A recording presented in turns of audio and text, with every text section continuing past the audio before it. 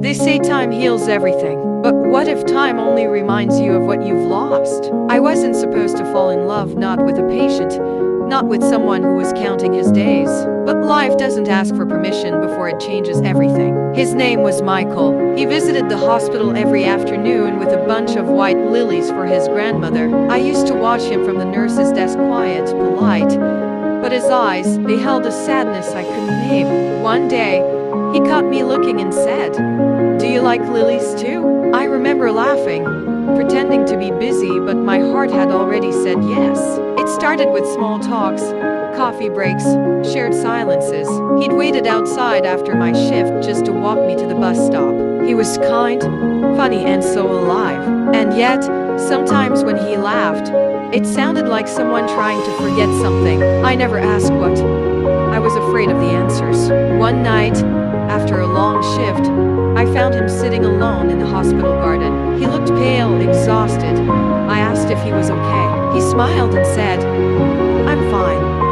But his hands were shaking. That was the first time I noticed the hospital bracelet under his sleeve. The name Michael Adams, cardiology wards.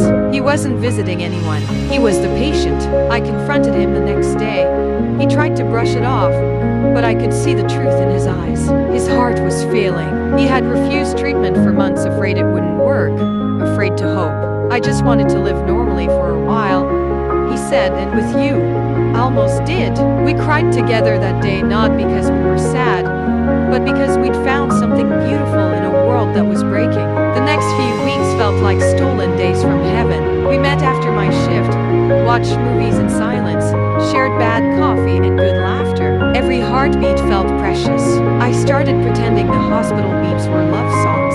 He started writing letters, one of every day he had left, but he only gave me one. The others, he said, were for later. Then one morning, he was gone. No warning, no goodbye. The doctors said it was peaceful. I don't believe them. Grief isn't peaceful. It's a storm that never ends. A week later, his grandmother gave me an envelope. The last letter, it said, "If you're reading this, I made it home. Not the one with walls, but the one you gave me. You're here.